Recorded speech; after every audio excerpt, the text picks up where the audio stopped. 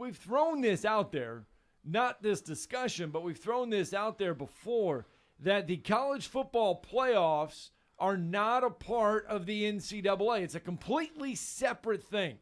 The NCAA oversees college basketball. They see the Olympic sports and everything else, but they don't oversee the football playoffs. That is completely the college football playoffs. It's a standalone event.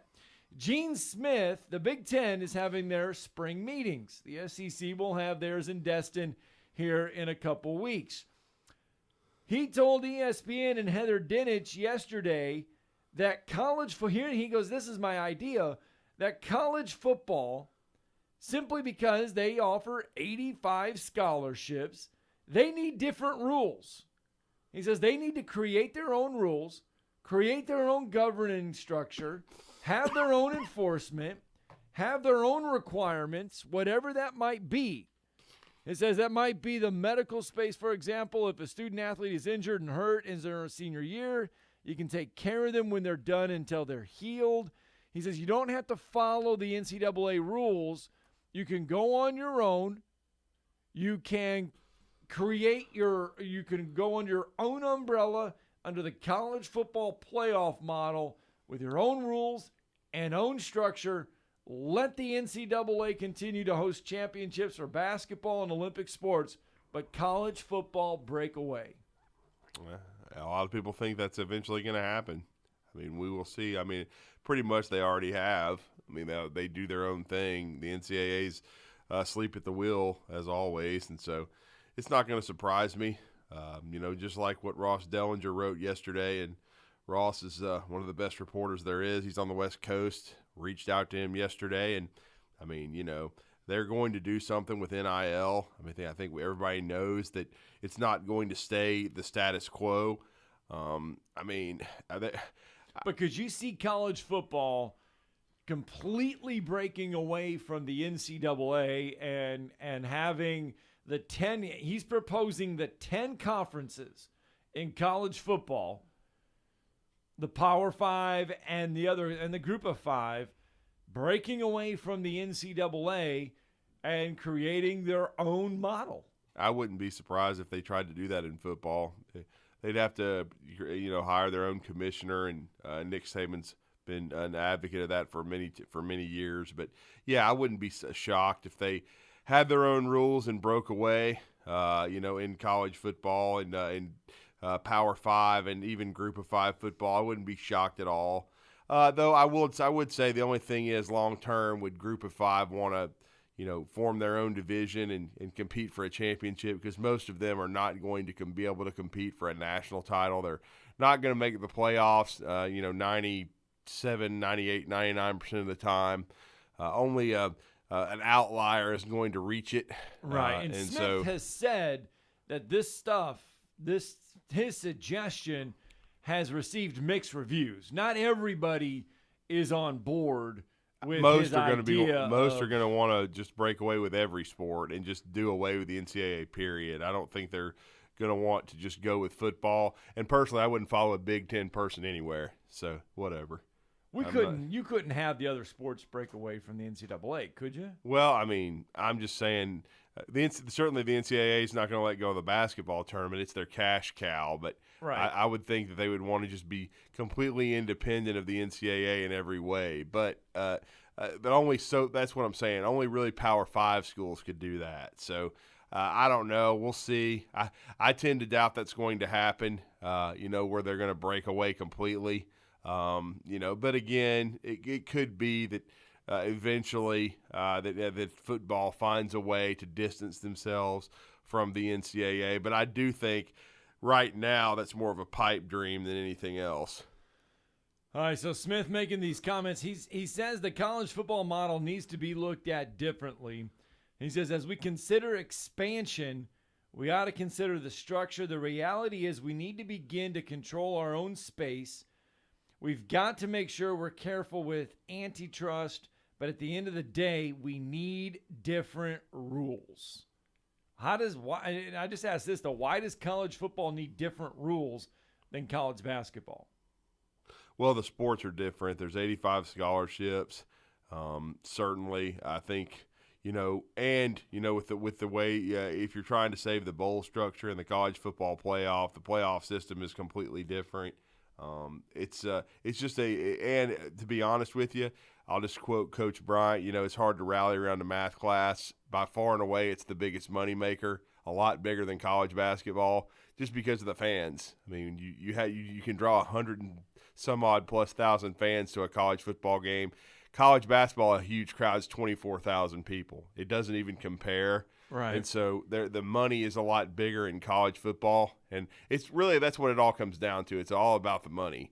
And so that's why you see the salaries, even though the salaries have exploded in every sport, but it's really exploded in football because now, a lot of times offensive coordinators, defensive coordinators, even position coaches make more than basketball coaches in some cases.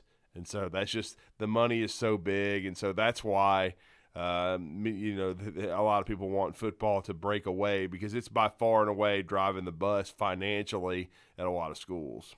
All right, 256-576-4977. Can you see college football eventually stepping away and basically creating its own, I guess you could say, its own league, its own thing? Kind of being separate from every other college sport on campus, not falling under the NCAA umbrella. Could you see that eventually happening? 256-576-4977. That's the number to the Neighbors Wealth Management Hotline. We want to hear from you on a Tuesday or a Wednesday morning. Happy May 4th, Star Wars Day. You excited about that one? No. No? No, not a Star Wars guy. Really? Not at all. No, like some Darth Vader, but not really. Got out of the Star Wars stuff when I was a kid. Really? Yeah. Haven't seen the prequels or whatever the hell they were.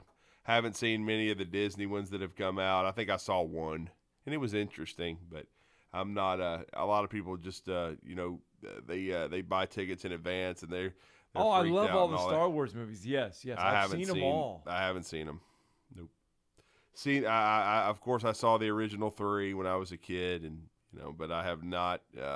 Star Wars, Empire Strikes Back, Return of the Jedi, so all that, and then I've seen one, and I can't even remember which one it was. So to tell you that, so nope, not really. But May the 4th be with some folks.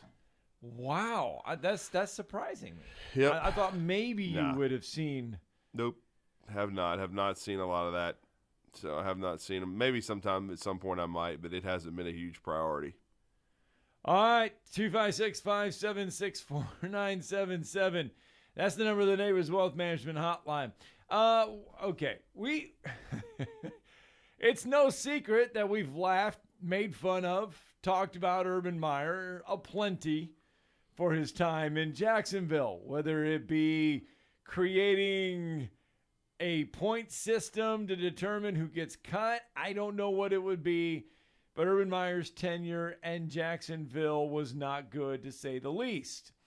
His former owner, Shad Khan, told USA Today, this was his quote, "When you lose the respect, the trust, and an issue of truthfulness, how can you work with someone like that? It's not possible." That's what Shad Khan told USA Today yesterday about Urban Meyer. He insists that the usual reason for firing a head coach, a sorry win-loss record, does not apply in the case of Urban Meyer, and he could not wait to fire Urban Meyer. So, does Urban Meyer ever coach again in college football? And it was a question. Paul Feinbaum was on Keyshawn, J. Will, and Max this morning, and they proposed all of this to Paul Feinbaum. And Paul Feinbaum said that, yes, he thinks Urban Meyer would coach again in college football, but it will be at a school that is really small and desperate and has a college president that has no moral code. Keyshawn Johnson said that he thinks because of Steve Sarkisian's tenure in Texas not getting off to a great start, that Texas would be one of those schools that would be willing, because they are, a win at all cost school, have all the money in the world, that if Steve Sarkisian doesn't make it in Texas, that Urban Meyer would be a call that they would make, because they want to win and they don't care how. Oh, I don't think there's any question about that. I agree with Keyshawn all the way. I mean, they tried to hire him like crazy this last time. It was a long, drawn-out negotiation. They offered him as much as $11 million per year, whatever he wanted in facility upgrades, and he negotiated with them. And then once he had the year of Shad Khan, decided, I'm going to try the NFL, and he was one of the biggest disasters in NFL history. What Khan said there, that quote, it's Urban Meyer all the way. He wouldn't tell the truth. That's a shock. I think he would fail a lie detector test in most cases in anything you asked him. But yes, I mean, I wouldn't be surprised if Steve Sarkisian in the next year or two, and that's all he's going to get to turn it around, a year or two, but probably 3 maximum. If he has the same record he had this last year, he'll probably is get he done fired. at Texas? He will probably get fired In 2 seasons. Yep, yeah, it's going to be a Chad Morris type situation. And then once Bill O'Brien goes back to the NFL, he'll probably be back with his offensive coordinator for Nick Saban again for the rest of his career. But anyway, I just think that yes, they would without a doubt hire Urban Meyer. They don't care. They just want to win. They are arrogant enough. They think they don't. It doesn't matter to them the reputation of an Urban Meyer, like personally. They just want to win games, and I think without a doubt, Texas would be on that short list of schools that would hire Urban Meyer. Now, how motivated is Urban to coach? I don't know. I mean, certainly the NFL experience did not go well. You would think he would be motivated to rewrite the end, and his last coaching experience not be him falling flat on his face and being disrespected and basically being mocked like he was by the NFL people. You'd think he'd want to go out and win in college. And I would say he'd probably have a good 5-year run, and then once again be able to, and then bow out. But it's just look at Urban's track record. He's never been able to stay anywhere a long time because again, his act runs thin. He wins, there's no question about it, but he's hard to deal with, and the way he runs the program. It's a lot like, Jerry Tarkanian when Tark was at UNLV. Of course, Tark was at UNLV a long time, but he was also out on the West Coast in Las Vegas, okay? And then he went to Fresno State, same deal. There was always something. He was always being, chased, Tark was, by the NCAA. And with Urban Meyer, it's the same deal. Look what happened to the Florida program when he left, and then look what happened at Ohio State. Because there was always controversy. Right. There's always going to be some kind of controversy when you hire a scumbag like that. All right, 256-576-4977. If you were or are an athletic director at a Power 5 school and you have a head coaching vacancy, would you consider hiring Urban Meyer as your head football coach? That's the question that was asked this morning on Keyshawn, J. Will, and Max, and we'll ask it here simply because of the Shad Khan comments and what you saw of Urban Meyer at Florida and Ohio State. Would you be willing to have Urban Meyer come in your program, and would you be okay if Urban Meyer was introduced as your head football coach? They also threw out there, Keyshawn said, if Texas wasn't there, Keyshawn said, there would be some SEC schools that would take a look at Urban Meyer. And he just used these as an example. I don't know how serious he was, but he said Mississippi State, and he said if Mark Stoops ever left Kentucky, he goes, you telling me that the Kentucky Wildcats wouldn't take a shot at Urban Meyer to be the head coach? Well, like I say, you don't have to worry about that. It would be somebody like a Texas, man. They already tried it once, and they'd go to the well again because they're that desperate, because they're irrelevant right now. They think Sark's going to, raise the level of the program, and he may very well. He's in the thick of it for Arch Manning. He may get Arch Manning, and he may have a windfall of talent that comes over there. But, heck, On3Sports.com reported that Xavier Worthy and another one of his corners almost left, but they had to, due to NIL, but they were able to ward it off. So I don't know. To me, it's very shaky right now to see if Sark is going to make it in Austin. That is, I think, the bigger question, though, isn't it? I mean, how long will Steve Sarkisian – I mean, not the fact that Urban Meyer – by the way, he is negotiating to return to Fox College Football today to be a part of their show again. Should be great. But, I mean, is that the bigger question, though, is how long will Steve Sarkisian last in Texas? Well, like we said, as I said earlier in the show, it's a big year for him. They went 5-7 last year. Blew the game against Oklahoma, did not play well in the Big 12, were not consistent. So he's going to have to show a lot of improvement this year. He's got Quinn Ewers now, who 2 years ago was the number one quarterback in his class. He's going to be a guy that came over from Ohio State. He couldn't beat out C.J. Stroud, never played. But he's got a lot of talent, and so he's got Xavier Worthy. He's got Bijan Robinson. He's got Keelan Robinson from Alabama. He's got some talent. So let's see, can he salvage Jaleel Billingsley? Can he salvage Ajay Hall? He's taking some chances with some guys that aren't the highest character dudes. I mean, so how good are they going to be? Can they push Alabama when they play the Tide, in September in the second week? A lot of people think his football team is still really weak and not strong from a culture standpoint and soft. So we'll see. Maybe they're going to make a big improvement, or maybe Alabama's going to steamroll them. I mean, it's not going to be a good sign if Alabama wins by 4 or 5 touchdowns because he's not going to have a lot of momentum. So we're going to have to see what happens with Sark. And again, if he does crash and burn, then I think they would go back to the well for Urban. Let's get our first break in of the morning. 256-576-4977.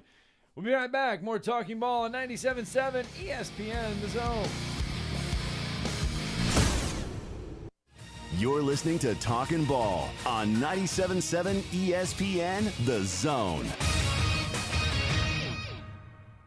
Of all the multitudinous manifestations that water can take, in oceans and ice cubes, in glaciers and streams, vapors and rain, double black diamonds, lap swims, and brains.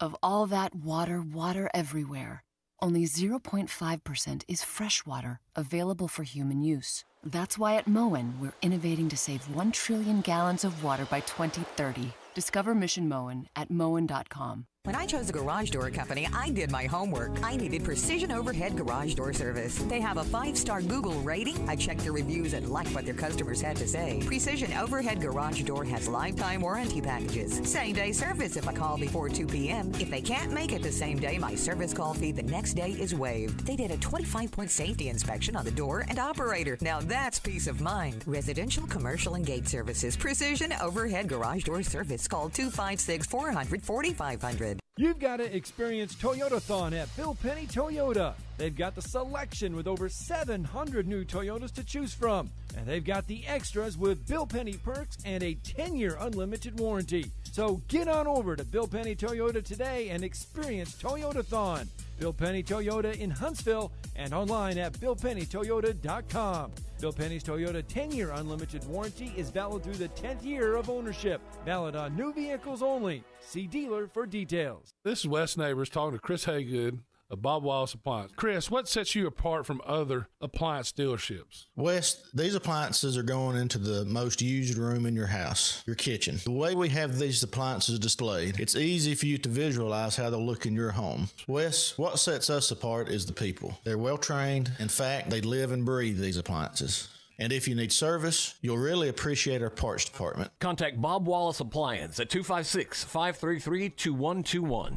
I'm attorney Gary Lackey. You know, you'll hear people say we're like a family, but here at the Lackey Law Firm, that's really true, not just a saying. I'm Justin Lackey. With my father and my sister, we have a special connection to each other. I'm Jennifer Lackey. At the Lackey Law Firm, when we take on your case, you become part of our family. You really do. And we'll always do whatever it takes to get everything you deserve. If you're injured, you worry about getting well, not about paperwork or insurance companies or figuring out how to get to your lawyer's office. I'll come to you. We worry about your case so you don't have to. When you've been injured, we know that your case is probably the biggest thing going on in your life. More important than almost anything else. And it's important to us too, for one simple reason. Family takes care of each other, and at the Lackey Law Firm, we'll take care of you. The Lackey Law Firm. The Lackey Law Family. 1-800-4RIGHTS. No representation is made that the quality of the legal services to be performed is greater than the quality of legal services performed by other lawyers. Got a bunch of fire engines headed to Huntsville Hospital. Got an automatic alarm there that they're going to check. Everything else looks good this morning. You don't see any wrecks or stalls or traffic signal problems that are causing any major headaches. Someone dies from heart disease every 36 seconds. Dr. Randall Burns and the team at Huntsville Heart Specialists can help keep your heart healthy. Captain Nick in the North Parkway Popeyes Skywatch Traffic Center. Local sports is covered right here. Well, appreciate what you guys do for sports, but also for high school sports and taking time to talk to us. That means a lot, and appreciate what you guys do and appreciate you having us on. 97.7 ESPN The Zone.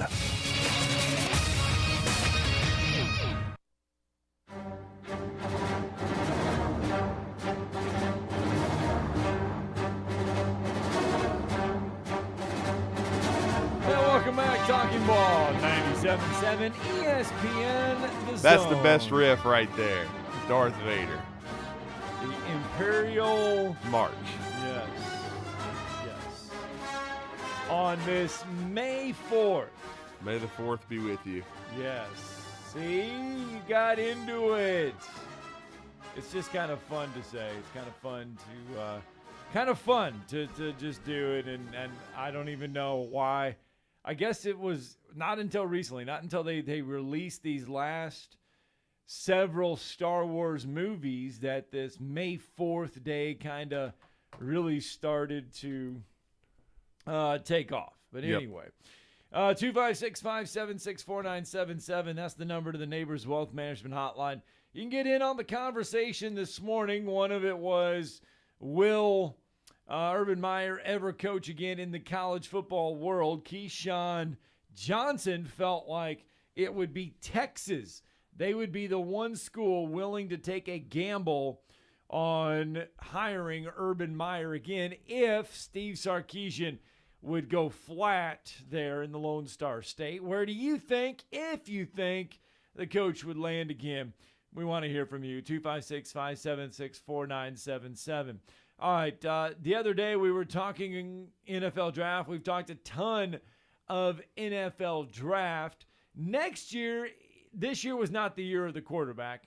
Next year, presumably, will be the year of the quarterback. C.J. Stroud and Bryce Young. Connor O'Gara from Saturday Down South kind of broke it down a little bit on Bryce Young's chances and compared him a little bit to a Kyler Murray type of situation going into this year. Kyler Murray won the Heisman Trophy, kind of elevated himself that year with the Heisman Trophy, became that overall number one pick, went through the pre-draft process and everything like that. He said the difference is Murray won the Heisman as a first-year starter, which happened to be his pre-draft season. Bryce won the Heisman last year. Now he's got to come into it this year and kind of do it all over again. But he did say that there's a little bit of difference between the two. Kyler runs a little bit more than what Bryce does in a little bit.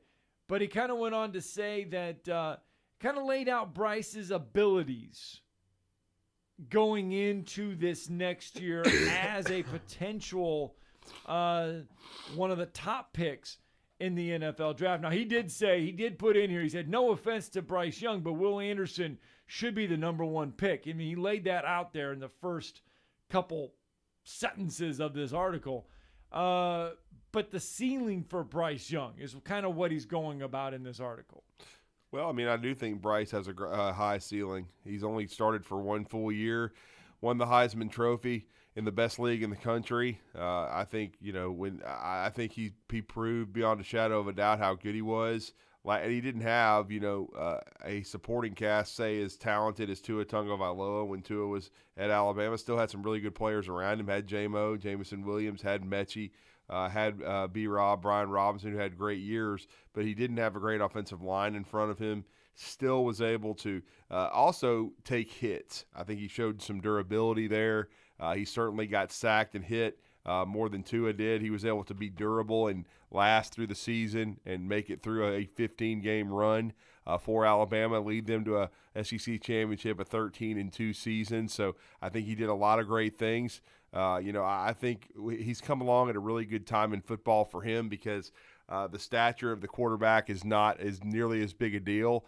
Of course, selfishly for Alabama reasons, for the University of Alabama and the fans, if he came along 10 years ago, he might have played 4 years of college just simply because he wouldn't have been a lock for a first-round draft choice. He would have been a Russell Wilson type. Russell stayed 4 years of school, stayed in college for 4 years. As everybody knows, he played 3 years at NC State and then a year at Wisconsin, and then became a third-round pick and an all-pro and probably a future Hall of Fame player. But now that he paved the way and proved that shorter QBs in stature are still elite players, right, then I think a guy like Bryce Young's got a chance to go number one, if not number one, a top 3 to 5 pick and be the future of a franchise in the NFL. Certainly he's going to be, C.J. Stroud's going to be held up next to him, and Stroud's a bigger guy, might even have a stronger arm. But I venture to say I'd still take Bryce. I still think he's got that it factor. I go back to what Phil Rollinson said, the longtime coach for 30-plus years at Mater Dei, saying he's the best we ever had at a school like that, which is a quarterback factory. And C.J. Stroud was kind of a late bloomer in high school, certainly went to Ohio State and has made the most of that opportunity. But I also say this, and again, C.J. Stroud may be the outlier. Name me the last Ohio State quarterback that was worth 10 cents in the NFL. This article says that Bryce Young's weight does need to be taken into consideration. It says that he's the only Power 5 quarterback, and you kind of alluded to it. He's the only Power 5 quarterback who took more sacks. He took 39 sacks last year. The only Power 5 quarterback who took more was Sam Howell, who is a stockier 218 pounds. Well, he said that total doesn't include the times when Young was hit. He said you need to look tough, or he goes, you need to look at the weight, and he goes, that is one of the questions. And here's what's going to happen. And basically this is what this article is alluding to. Between now and the NFL draft, people are going to pick apart Bryce Young like no other. And one of the things that they're going to pick apart and one of the things that people are going to be on the fence on is his weight. Is he too light? Is he not light enough? Is he whatever? People are going to pick apart his weight. Yeah, and they're going to get fired because they won't draft him. I mean, people are stupid. I mean, the kid's durable. He made it through a whole year and started 15 games. Did they worry about Kyler Murray's weight? No.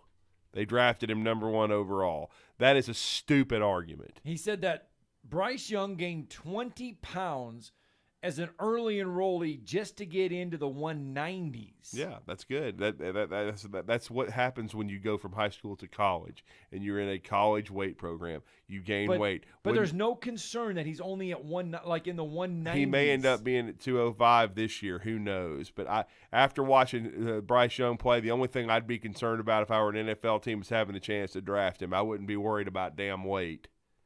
I'd be wanting a quarterback. I'm not, and the fact that he was able to withstand that kind of punishment and start 15 games, right? You already know he can take a hit. Okay, durability was definitely Tua Tagovailoa's biggest drawback when he went into the NFL, and yet he still went 5th overall. This should not even be a question for Bryce Young, especially if he gets through 2 full years at Alabama. I mean, the dude was a wizard last year. And then, C.J. Stroud, he's in the same situation. People are going to want to see, okay, can he go through 2 straight years at Ohio State? Of course, right. He's going to have the better measurables. He's going to be bigger. I mean, but if you're going to go by measurables, just go to DJ Uiagalelei. The guy looks like a Greek god. He's 6'5". He's 250 pounds. And guess what? He couldn't hit a broadside of a barn if he fell out of a boat half the time. So who cares? He's not nearly as good a quarterback because he has one thing. He has a fastball. He has no touch. He has no accuracy. He's not any good. You want to try to solve that riddle, go ahead. But most of the time, you know what that gets you? Gets you canned because you're not going to be able to make him that much better. And Conor O'Gara in this article, and he's not talking bad about Bryce Young's decision-making. No. He's just saying that the fact that he's the defending Heisman Trophy winner, and fair or unfair, maybe a little bit on the unfair side, he's going to have his decision-making scrutinized this year like no other. Because of the success that he had as a freshman, as a first-year starting quarterback, going into the defending Heisman Trophy winner, he's going to have his decision-making scrutinized like no other, fair or unfair. See how he elevates these wide receivers that are going to be around him because they're going to be totally new guys, man. There's not going to be one starter back. Is that where the Bama fatigue is going to, like, the guys that are on the Bama fatigue fence, the ones that are sitting there saying, oh, my gosh, I'm tired of hearing about this. Well, I mean, they use that against Tua. They're going to sit there and they're going to say, see, if Bryce Young struggles, I mean, inches. I mean, the first sense that we get that he's going to struggle, if he does, the ones that are on the fence are going to sit there and say, I told you so. He doesn't have first-round wide receivers to throw to. He doesn't have those star wide receivers to throw through. Well, and that then when Mac he throws Jones for had, 4,000 yards again, and elevates the guys around him that are going to, now they got rid of Jaleel the Worthless and is that what we're going to call him now? Yeah, whatever. And then the legend in his own mind, Ajay Hall, who never made a play. But he did lose two really good players in John Mechie, and Jamison Williams, and he did lose a very solid player in Slade Bolden. Those are his three lead receivers. They're all gone. Right. The top receiver coming back is Trayshawn Holden. He only had 200 yards. So to me, it's going to be a feather in the cap of Bryce Young if he comes back. Now, the people are going to talk about his spring and he struggled some, but a lot of that was the O-line. If the O-line solidifies itself, and that's the most important thing. I still think when you look at Tyler Harrell, who he's going to get a chance to play with in the fall, he already has, started having chemistry with Jermaine Burton. You got the JoJo Earls who need to be more consistent in their own right, but, and you've got also Ja'Cory Brooks. Remember, he had some really good chemistry late in the season with Ja'Cory Brooks. Brooks did not go through spring, but if we get to the fall and Bryce has a really good year with these new cast of wide receivers, I think that's another feather in his cap because, again, it's not about the supporting cast and, he just said – of course, there'll be an idiot out there that says, he's always got studs. They just plugged in some more guys. That's what I'm asking. But if he does it with a totally new set of receivers – wake the hell up. It's because the quarterback's a great player and he's special and he should be, a top 3 pick in the draft. And if he's not, they should, as I've said many times, a lot of organizations should be fired because they don't know what they're doing. I will give a lot of credit to the NFL organizations this year, though, as far as some of these front offices with the quarterback class this year. Very smart moves by a lot of these folks because, I think Pitt was, and I'm talking about the Pittsburgh Steelers, they were the only organization, I think, that made up their minds because of Big Ben retiring. Okay, we're the 20th pick in the draft. I don't think we're going to have to trade up, and they don't trade up a lot. You know what I'm saying? They're not one of these organizations that moves up a lot. They thought, okay, we are a consistent team. We are a winning organization, but this will be our chance to draft a quarterback. We don't believe we're going to be drafting in the top 10 next year. So guess what? We're going to really extensively scout these cats, and whichever guy we think is the number one overall guy, pretty good chance we're going to have our shot to get the first QB because I know you saw the speculation. Oh, Carolina may take somebody 6th. So-and-so may trade up to 50. Come on. They weren't going to do it. There wasn't the star power there. So the Steelers decide – Kenny Pickett in our backyard, who we've seen play 1,000 times, who trains at our facility, is our best bet. I think they extensively scouted Malik Willis, but they made the decision everybody else did. He has got a hell of an arm. He's got a lot of athletic ability. But, A, he played at Liberty, which is not at the highest level. And when he was at Auburn, he struggled. And, B, from the neck up, can he process information fast enough to be an NFL quarterback? And so that's why he slid into the third round. And that's why for the Tennessee Titans it was a worthy gamble because guess what? Ryan Tannehill is probably in his last year, okay? He's going to come back and be your starter. If you see enough out of Malik Willis to believe in him during this rookie year as he sits behind him, well, then you may have hit a home run without having to take one of these cats the next year. But if not, you may have to explore trade or free agency. But, again, I think it was a worthy gamble. But I just don't think Malik Willis was worth drafting in the first or the second round. We're going to get to more on Malik Willis here a little bit in the show because Ryan Tannehill made some interesting comments on the Malik Willis situation in Nashville. But Conor O'Gara did say, though, it's become rare to see quarterbacks actually become top 3 NFL draft picks after being slotted there in the way too early mock drafts. So another reason there for you not to pay attention to the mock drafts, but we're all trying to pencil in C.J. Stroud or Malik. Or them. A year ago, Sam Howell was number 1 by a lot of people. He went number 1 in the 5th round. He said the only X-lier really is Trevor Lawrence, who actually who actually was slotted as the number 1. Who people thought shouldn't play again after his freshman year. They had stupidity like that. He should never play again, even though he didn't win a damn thing after that. It was sort of funny. After people basically handed him 3 national championship rings in a row, he didn't win any. Matter of fact, he didn't even come close. You could say he got to the playoff 3 times, but hell, when you get your ass whooped by 3 and 4 touchdowns, you didn't come close, bruh. Basically, the synopsis of all of this and all of the words is that what Bryce Young is attempting to do this year may be one of the hardest things that we have seen in college football. Yes, trying to win a national championship, but he's coming in as a repeat Heisman Trophy winner. The expectations are for him to be as good, if not better, than last year and make a case for himself to be one of the top 3 picks in the NFL draft with a player on your own team that presumably could be the number 1 draft pick on the defensive side in Will Anderson. So what Bryce Young is attempting to do, every move that he makes on the field is going to be scrutinized because he's the defending Heisman Trophy winner. He's a quarterback and the potential to be a top 3 draft pick. Fair or unfair, Bryce Young is going to receive a lot. He's going to be under the microscope with everything that he does. Every snap of the football season, Bryce Young is going to be under the microscope with everything that he does from here on out.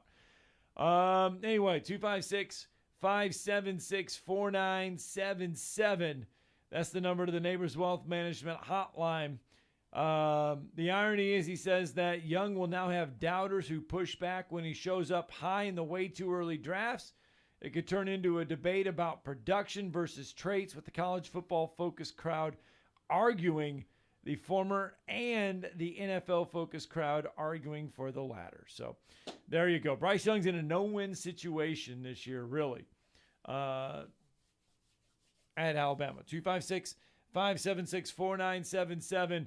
That is the number to the Neighbors Wealth Management hotline. You can get in on the show this morning. Weigh in on that Bryce Young conversation if you so choose. I'm just watching that David Chappelle thing on TV.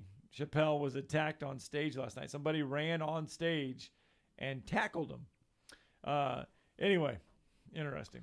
All right, let's get a break in. When we come back, we're going to continue the conversation, and we'll let you know what Ryan Tannehill had to say about Malik Willis, and is it fair or unfair?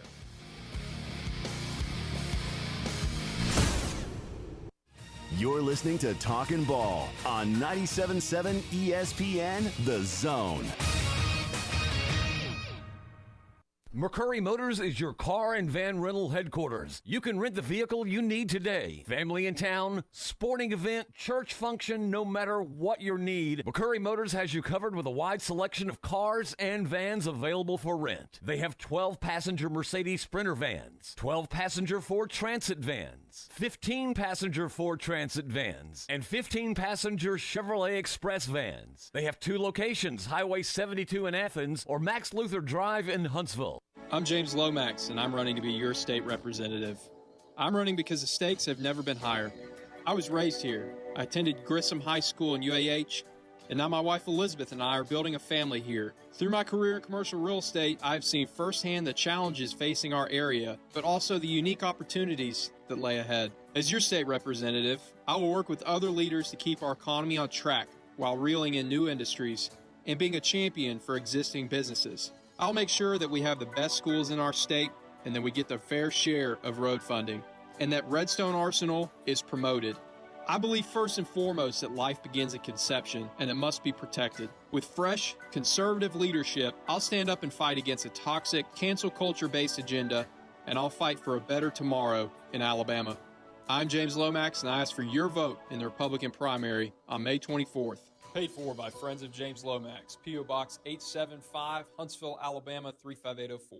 You want the right specialist for your recovery. At SportsMed Orthopedic Surgery and Spine Center, we understand every body is different. Your muscles and bones are unique, as is your body. Our SportsMed specialists offer innovative treatments and minimally invasive procedures, allowing you to quickly return to the life you love. Locations in Huntsville, Madison, Athens, and Decatur, and on the web at sportsmedalabama.com. Improving performance, improving lives. Ann Adams with Berkshire Hathaway Rise Real Estate is the one name to know if you're buying or selling real estate. With years of local experience, Ann Adams offers buyers in-depth knowledge of the local housing market and will narrow available properties down to those you'll be interested in so you can save time when shopping for your new home. If you're ready to sell, Ann offers a seamless process using accurate pricing and expert negotiation skills to make sure you get a fair price for your home. Call Ann Adams today at 256-337-2625 or log on bhhsriserealestate.com. Since 1935, Roto-Rooter plumbers have been trusted and recommended as the premier provider of plumbing and drain cleaning services in Huntsville. Available 24 hours a day, 7 days a week, Roto-Rooter is here for you. Emergency service, water heaters, plumbing and drains, and water damage. If you need plumbing services, contact the one name to know, Roto-Rooter. Schedule now at rotorooter.com/HuntsvilleAL. Call Roto-Rooter, that's the name, and away go troubles down the drain. Roto-Rooter. It has been a pretty easy ride for you this morning. So far, no wrecks, no stalls, no traffic signal problems to report.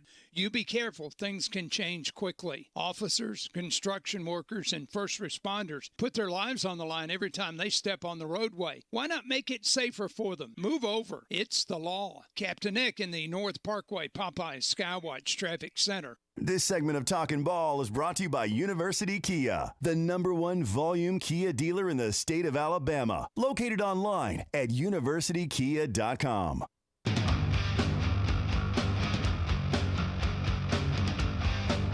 Welcome back. Talking Ball 97.7 ESPN, The Zone. And we were talking about Malik Willis and the NFL Draft, Bryce Young, kind of lumping all that in there.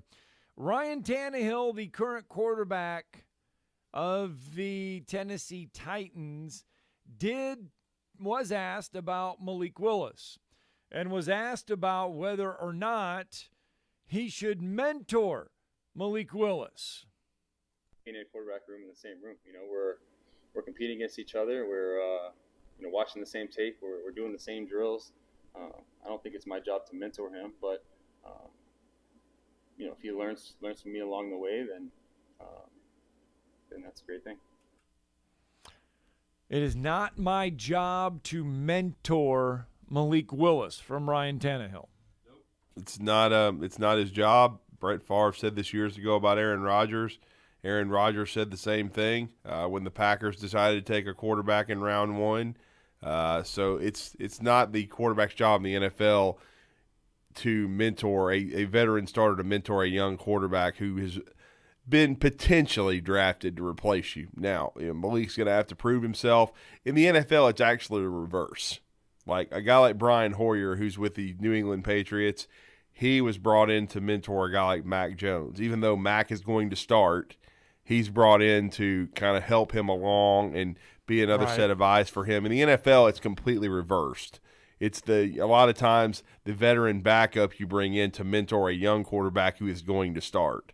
It's if you have an established veteran quarterback who's a starter, he's not being – if you bring in a young quarterback like a developmental guy like a Malik Willis, it ain't his job to develop him. That's the quarterback coach and the OC and the organization. It's not Ryan Tannehill, even though, as I tweeted out, Ryan Tannehill needs to worry about he doesn't need to be worried about Malik Willis at all. He needs to be worried about getting better, getting more consistent, and when his team has home field advantage throughout the playoffs, not throwing up all over himself and throwing INTs and blowing a chance for the Tennessee Titans to go to a Super Bowl. Yeah, because he said last night, and he said yesterday about that playoff loss last year really bothered him. Was a scar, a deep scar. It was a lot of sleepless nights. He said every time I closed my eyes, I was rewatching the game in my head, didn't get a whole lot of sleep for weeks, and weeks after the game was in a dark place, and it took me a while and a lot of work to get out of it. It wasn't something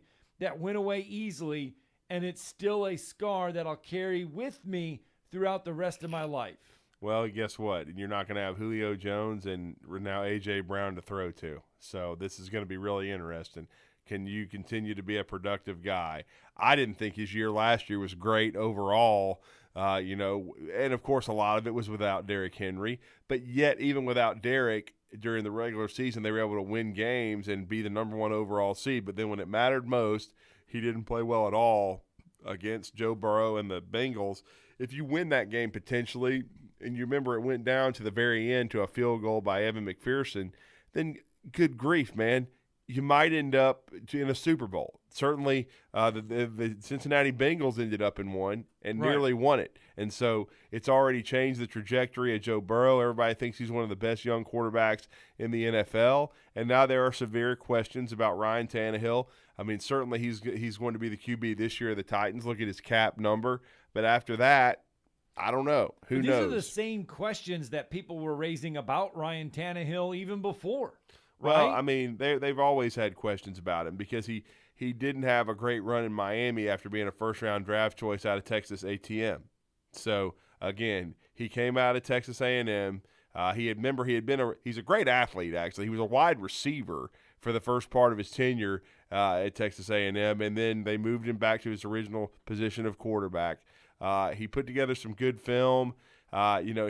He's got talent, but I just don't think he's ever put it all together in the NFL. And last year was a golden opportunity to show you how things can shift. Say Ryan Tannehill ended up winning that game against Cincinnati and they go to the Super Bowl. If they go to the Super Bowl, he's probably getting a contract extension. There's not even any talk of that cap number or whatever. That he would be going into this year, but there would already be talk probably of an extension to keep him in Tennessee long term. But and there's to not me, a there's question not about whether or not he is the quarterback that can get the Titans a Super Bowl win. That we're not discussing that anymore. Well, I right? mean, if he had at least been to a Super Bowl, then there wouldn't be as much question about it. And especially if he'd have won one. If he'd have won one, they'd have already made him one of the top 2 or 3 highest paid quarterbacks in the NFL. And they probably wouldn't even have drafted Malik Willis. But they drafted Malik Willis because he was a value pick in the 3rd round, and there is questions about Ryan Tannehill going forward because of the playoff failure. And that's what it was, and he admitted it. So, again, he's got to pick up the pieces. This is a huge year for him. He could still be the answer long term because guess what? He's not going to have his, on paper anyway, as good of a supporting cast, even though he's got, this could be sneaking around here. I mean, what if Treylon Burks is a Rookie of the Year candidate at wide receiver? Right. What if Robert Woods gets healthy now that they got him from the Super Bowl champion Los Angeles Rams? If so, if they can plug those 2 dudes in there and get a healthy year out of Derrick Henry, perhaps, Tannehill has a great year. And then if he does, then I can see Ryan Tannehill getting another contract and finishing his career with the Tennessee Titans. But if the Tennessee Titans, back into the playoffs, or if the Tennessee Titans don't go on a long or have a great year and at least get to the AFC Championship game, I think it's going to be probably persona non grata. It's probably going to be the end of the line for Tannehill. And if he's struggling mid-season, God forbid, for the Titans, maybe they give the rookie a look. We don't know, but I guess the response and what we see on the field from Ryan Tannehill is going to be the big key. All right, 256-576-4977. Get in on the conversation this morning. If you're just joining the program, we've talked about Gene Smith, the athletic director from Ohio State, saying basically college football needs to separate itself from the NCAA, go into the college football playoff umbrella and create its own rules, its own everything, and break away from the NCAA. You can comment on that. You can talk about Bryce Young and the expectations that he will have, fair or unfair, going into this year. The reigning Heisman Trophy winner be scrutinized by being a top draft pick, Heisman Trophy, all that other stuff, fair or unfair. And then Ryan Tannehill and the Tennessee Titans, not his job to mentor Malik Willis. Tennessee, since we're talking Tennessee, let's stay in the Volunteer State. Josh Heupel and company pick up a wide receiver. Now, I don't know if, he's got plenty of talent, but he's also appeared in the transfer portal 3 times. And he did so in January when his name appeared there. Brew McCoy, Bust. the wide receiver from USC, Bust. is transferring to Tennessee. Yeah, good for him. Hasn't made a play. I'd like to see his stats. They got to be. He did putrid. not play a snap at USC during the 2021 season. Yeah, he was arrested in July on a suspicion of violating California Penal Code Section. That's never good when they're talking about penal codes. 273.5A, which covers domestic violence toward a spouse or other cohabitant. At the time, McCoy was released on a $50,000 bond. In August, the district attorney office declined to file criminal charges against McCoy. USC, which conducted its own Title IX investigation, did not reinstate McCoy and did not allow him to participate in team activities last season. As a redshirt freshman, he caught 21 passes, 236 yards, and 2 touchdowns in 6 games. That's what I thought. I thought it was something like that when they had the COVID year. He had a decent year when they played 6 games because Joe told him to. But he was okay, but he's never lived up to the hype. He's another modern day kid. I believe he played with Bryce Young, but he's never put it all together. Now, could he finally do that at Tennessee? Potentially, but he's never lived up to it. As a matter of fact, I believe he signed with Texas and then transferred to USC back home before he ever played a game for them. So he's had a really kind of interesting odyssey in his career. And I do remember reading about the domestic violence allegations and things of that nature.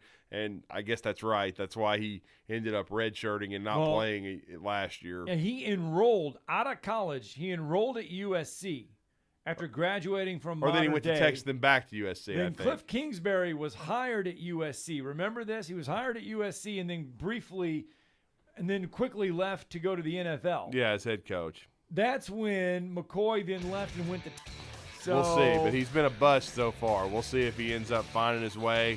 It's probably a worthy gamble for the Vols because they do need some receiver talent. There's no doubt about it. So, and he's going to a system where he should be utilized. But again, he's going to have to stay out of trouble, and he's going to have to finally live up to being a 5-star because, unfortunately, that's the label he was given, and he hasn't played up to that capability so far. All right, we're going to stay in the state of Tennessee when we return to kick off hour number 2. Andy Blackston going to join us. Blackston making the move from Madison Academy to the Volunteer State. We'll let him explain everything when we return.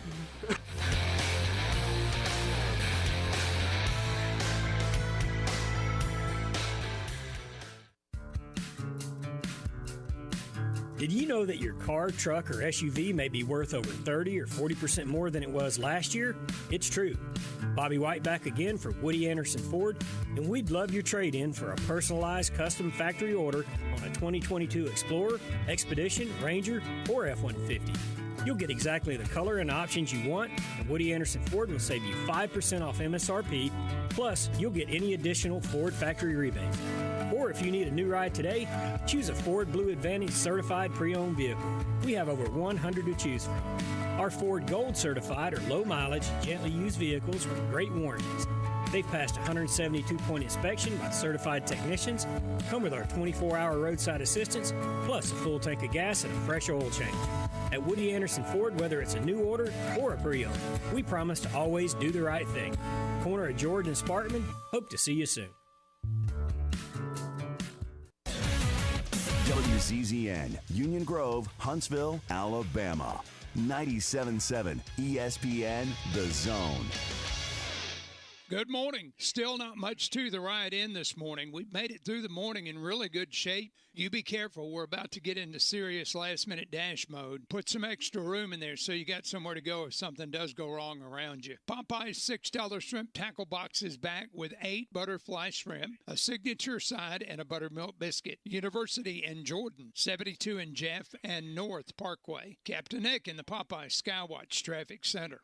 From the Fox 54 Weather Center, I'm Chief Meteorologist Jordan Dressman. A partly sunny to mostly cloudy sky this afternoon. A couple of scattered showers and thunderstorms are going to be possible. Not everybody's going to get wet. Not everybody's going to get wet at the exact same time. Temperatures climbing into the upper 70s and lower 80s, dropping into the lower 60s as we head into the overnight. Much the same for your Thursday afternoon, though it is going to be significantly warmer. Scattered showers are possible across the Tennessee Valley. Temperatures climbing into the mid and even upper 80s. A cold front moves through the Tennessee Valley as we head into the overnight, early into your Friday morning. I'm Chief Meteorologist Jordan Dressman on your home for ESPN Radio, 97.7 ESPN. The Zone. This is Brent Musburger's VSiN Action Update on 97.7 ESPN The Zone. Heads up, sports bettors. Right now you can try VSiN All Access free for 30 days with no credit card required. Visit vsin.com/free month to sign up now. Number 1 pound-for-pound boxer Canelo Alvarez will battle Dimitri Bivol with the WBA super light heavyweight title on the line. It's Canelo's first bout in the light heavyweight division since 2019. Alvarez minus 500, Bivol plus 350. The fight Saturday night in Las Vegas. NBA playoffs, the Sixers and Heat in Miami for Game 2 in the East semifinals. Miami up a game and an 8-point favorite tonight, 207.5 the over-under. In the Western semifinals, the Mavericks plus 6 at the Suns, 216 the set total. After playing a doubleheader on Tuesday, the Braves and Mets once again this afternoon in New York. Atlanta plus 105 Moneyline Road underdogs. New York minus 125. 7 the set total. Ian Anderson set to get the start for Atlanta. I'm Trey Westerberg, 97.7 ESPN The Zone. Log on today, 977ESPN.com.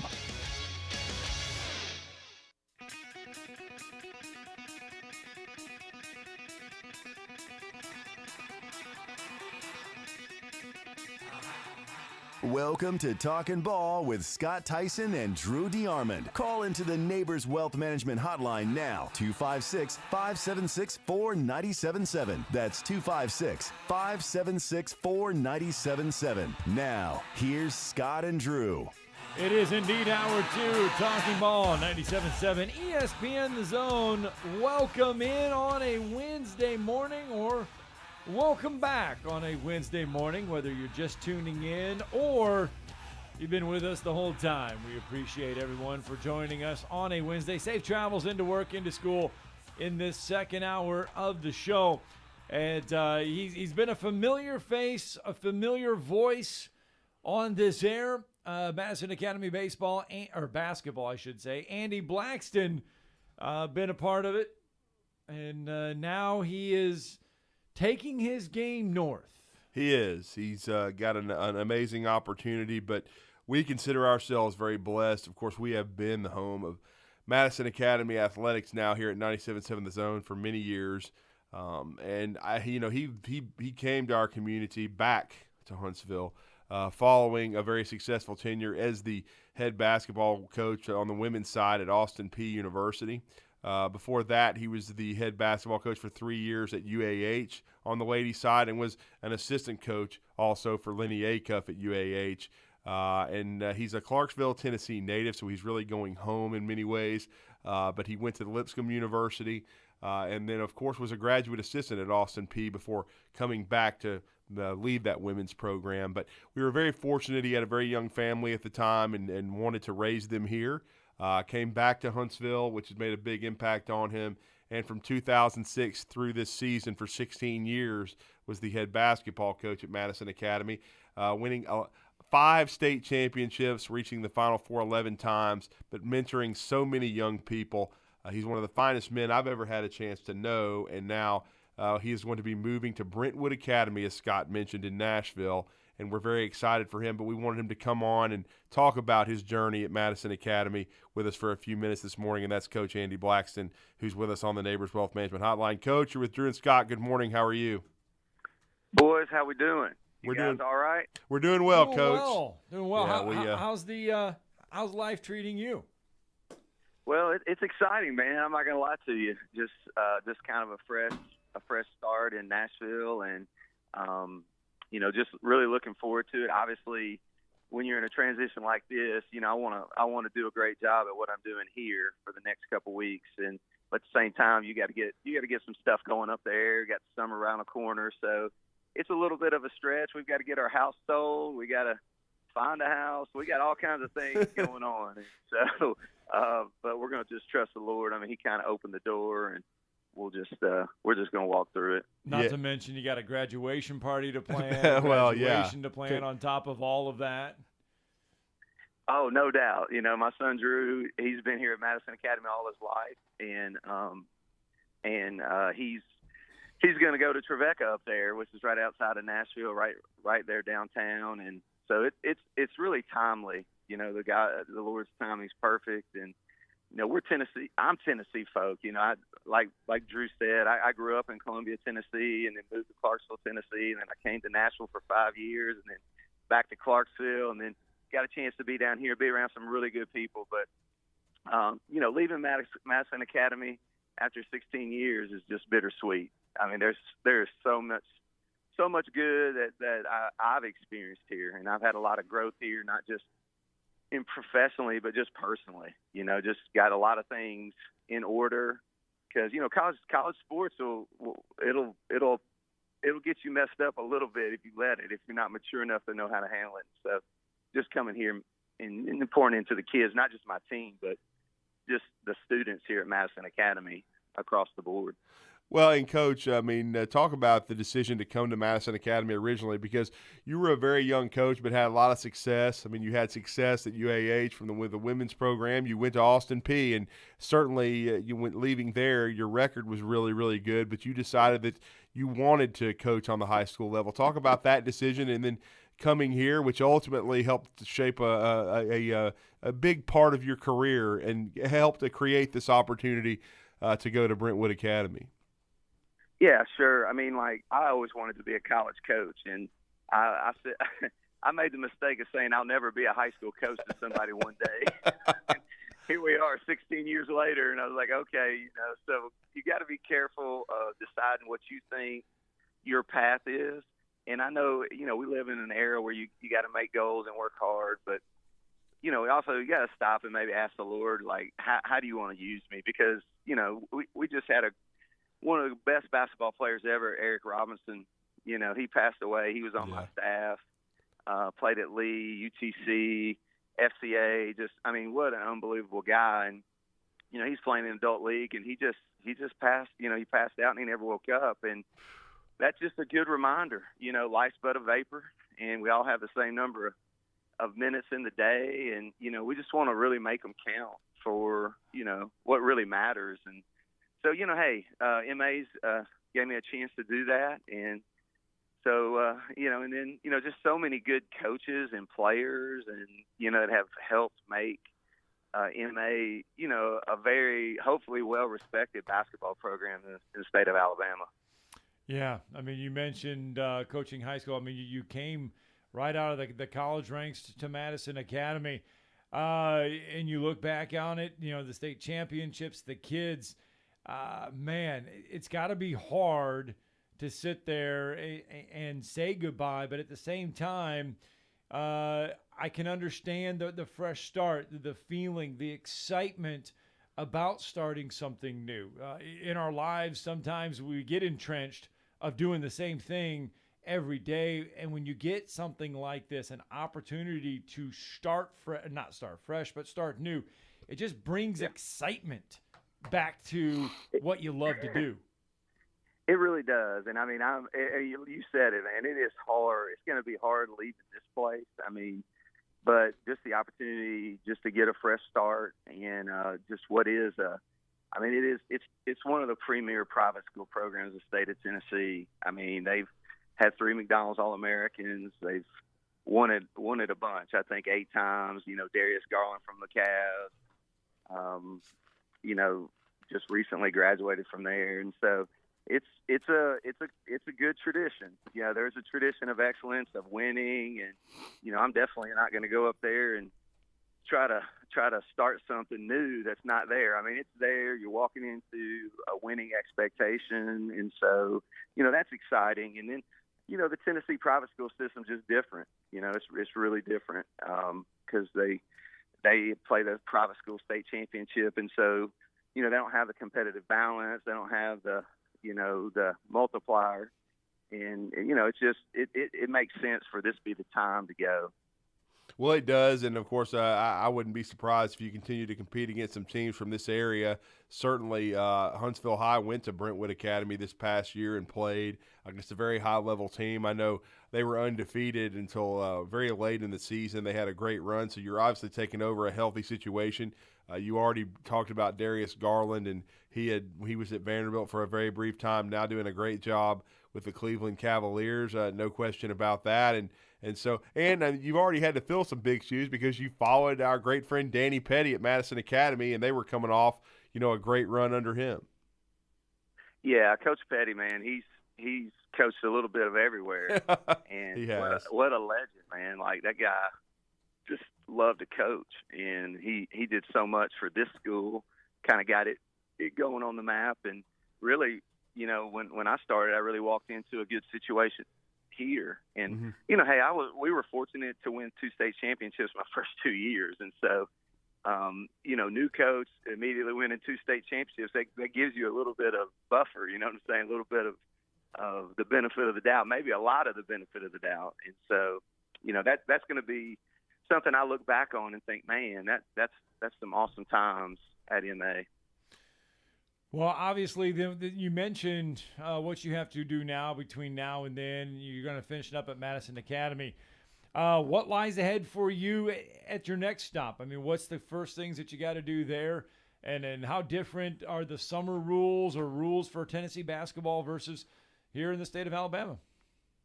Yeah, hey, a little bit different, but I think they have a 2-week dead period. We have a 1-week dead period, but you can still, do most everything that you can do down here. They've got a few more camps. Their camp system's a little bit more elaborate, and so I'm going to be in charge of the boys basketball end of that. And I think it starts the beginning of June. The schedule's already made, so just got to get to know the players. I've been watching film of VA from last year just to kind of get an idea of what they actually did, and who's coming back and what can they do, and just just a lot of things. We got to get spring practice going, and they're 6 through 12, so they have a team at every level of their school, and so they kind of want me to be a little bit of the CEO of that whole program and just kind of unify it. So we've got a big task ahead of us here in the next couple of weeks, but we're looking forward to the challenge. And, of course, we got to find my wife a job up there. Well, and I know she enjoyed her time at Madison Academy, as did your whole family. And I know you've got to be excited for the opportunity for your son, Drew, as well. He had a really good career for you going to Trevecca. I know I talked with you right after he committed and signed, and very excited about that opportunity to help maybe elevate that program in his own right and have a great experience in Nashville. Yeah, he's going to play for Omar Mance. And, when we were looking at, these days, guys, like it's almost impossible for, I shouldn't say impossible. It's just really hard for kids who aren't 5-star, 4-stars, because Drew's to find not a place, that, but right? To find a place, and because everybody's just recruiting the portal. And that's a whole nother conversation for a whole nother day, because that might be the downfall of college basketball. But, just to be able to leave whenever you want is just an interesting thought. And, but anyway, I'm really proud of him. He's grinded. I just call him a grinder, man. And he knows how to play basketball. I think the thing he does best is he knows how to help other people get better. And people love playing with Drew because he's a good passer. He'll find you, and he doesn't have to shoot. He realizes that, Billy Donovan once said that you have the ball in your hands about 5% of the game. And so what are you doing with your other 95%? And most people, not a whole lot. You judge your whole game by what you did when you had the ball in your hands. And so he seems to be a complete player, and so hopefully he can get up there and really help that program. Now they're Division II, NCAA Division II, and they play in a really, really tough league. So they've got to change the culture and figure it out up there. Mm-hmm. Well, how special is it for you? I know you're going to be tied up with a lot of high school basketball, coaching yourself up there, but it's a lot easier to make that drive to watch them play a home game than what it is sometimes if you were here. Yeah, 10 minutes versus 2 hours. I mean, that's not bad. So we'll take that. And the Lord just opened up doors at the right time. It's really, there's a whole God story behind all of this, and that's just it's amazing. And so we're looking forward to getting up there. We're actually I have a 9th grade daughter who's going to be a 10th grader who's gonna she's going to shadow on Thursday, and so we're going to go up there tomorrow and get her acclimated and just hopefully she'll find some friends, and she loves volleyball and all those kind of things. So it's just a transition, and hey, look, life's about transitions, and you got to be able to manage a transition. And I'll say they do a great job of that, Coach. I was fortunate to travel up there and see the facilities and, help Huntsville High out last year a little bit. And then we went over there to play in the summer play dates, and they were shadowing some athletes and taking them around to show them. I think your daughter will probably acclimate herself very quickly. It's a quality place, and I know she'll probably have a great experience there just like you did. But I wanted to ask you, too, I know it had to be very emotional. I was alerted by someone in your program that you had met, just about a week and a half ago, you met with your team to tell them you were leaving, but that had to probably be the most difficult part. Yeah, that was a tough day. What I wanted to do is just respect MA and leave the right way. Yeah. And I never wanted to leave mad because of this or that, and that's not the case here.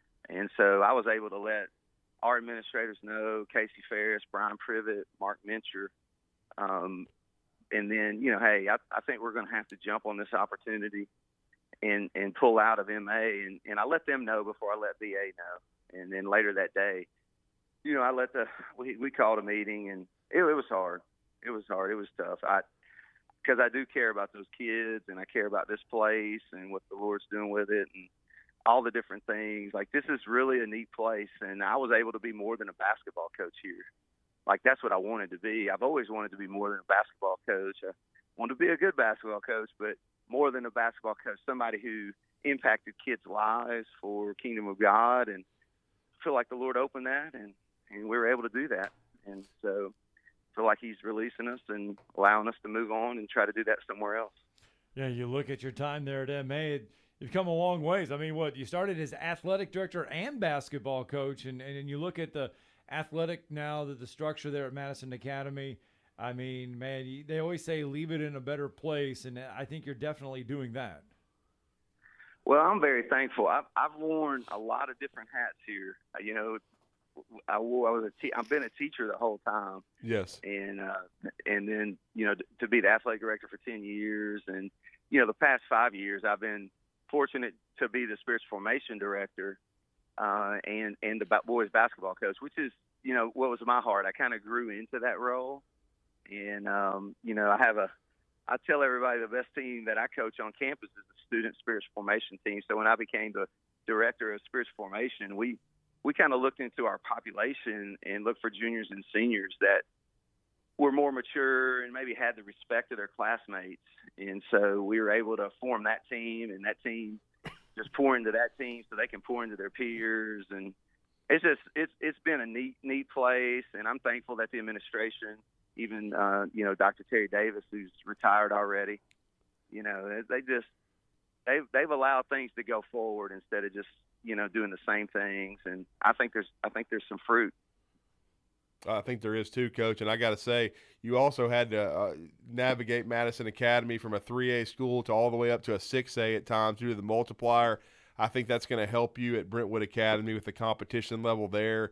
Certainly, it was different challenges, and I always admired the way you attacked those and the way you kind of scouted opponents and tried to prepare your program to be able to compete at those levels and kept them very, very competitive, which is very hard to do sometimes. On the high school level, especially in Alabama, when there can be a lot of, movement up and down, especially for a private school. You did a remarkable job, and what you did personally and spiritually for so many young people, not just athletically. But we're going to miss you here, but we certainly are thankful that we were able to interact with you. I wasn't even in the media business when I met you, but I certainly have enjoyed the relationship through the years.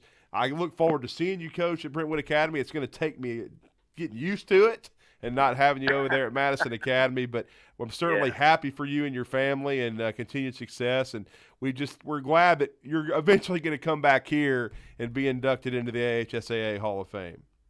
Oh man, I appreciate that. And I just remember meeting you guys early. So, right. And you guys have been awesome supporters, and just being able, whenever we see each other, just to talk. And that's really what life's all about at the end of the day. I mean, you definitely want to win and all those kind of things, but it's just the people that you get to interact with along the way that bless your life. And both of you guys have blessed my life, and then y'all are really helping the sports scene, and specifically basketball. We keep talking about that, and just trying to make basketball important in the state, in a football state. And I understand it'll always be a football state; it'll never change, but just making sure that basketball gets talked about, and there's a lot of good athletes there, and so good stuff.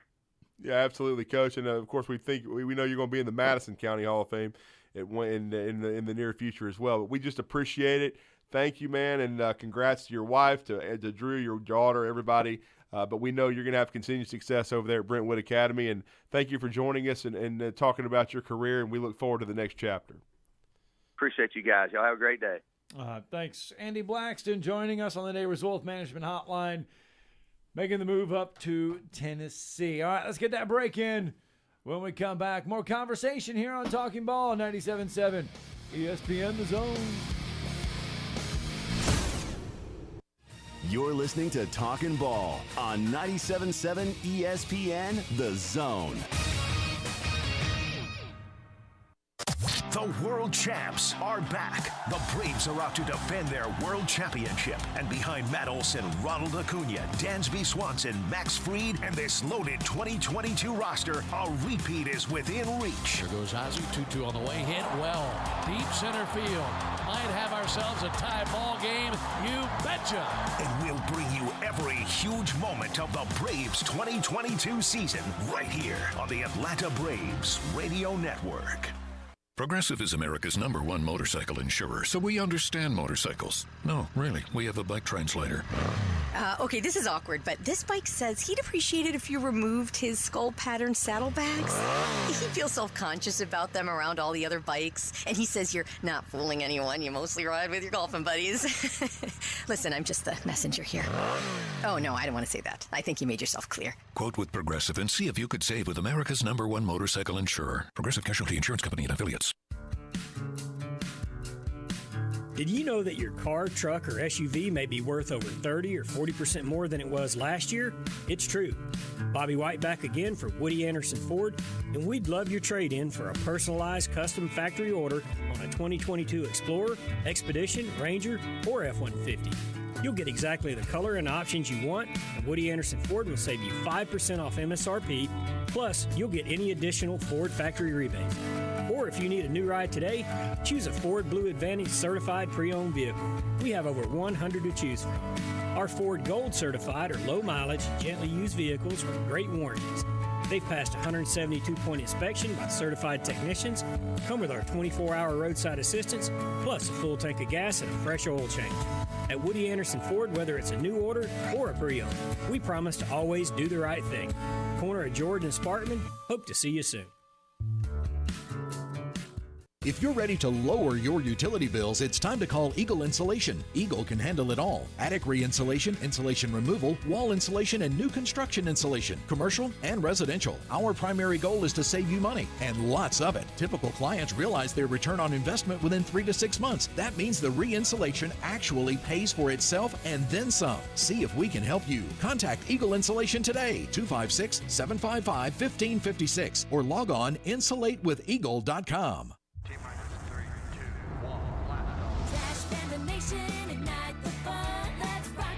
Come see the Trash Painters tonight at 6:35 for Star Wars night against the Chattanooga Lookouts. But that's not all. Tomorrow night is our Cinco de Mayo celebration. Friday and Saturday always includes post-game fireworks, and on Sunday, kids run the bases. Get your tickets now at TrashPandasBaseball.com. Trash Pandas Baseball. Have a blast. Let's rock it.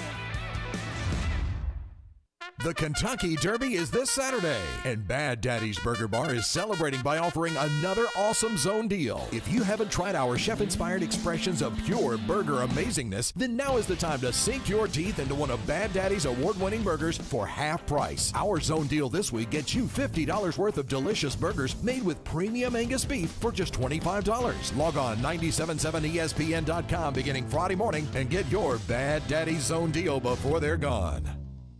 Good morning. Still not much to the ride in this morning. We've made it through the morning in really good shape. You be careful. We're about to get into serious last-minute dash mode. Put some extra room in there so you got somewhere to go if something does go wrong around you. Popeye's $6 shrimp tackle box is back with 8 butterfly shrimp, a signature side, and a buttermilk biscuit. University and Jordan, 72 in Jeff and North Parkway. Captain Nick in the Popeye Skywatch Traffic Center. We cover all the SEC schools, including Western Union and Venmo. I want that money! You know, 97.7 ESPN The Zone. This is Chuck Oliver. Listen to me coming up at noon today. Now, back to Talkin Ball with Scott Tyson and Drew DeArmond on 97.7 ESPN The Zone.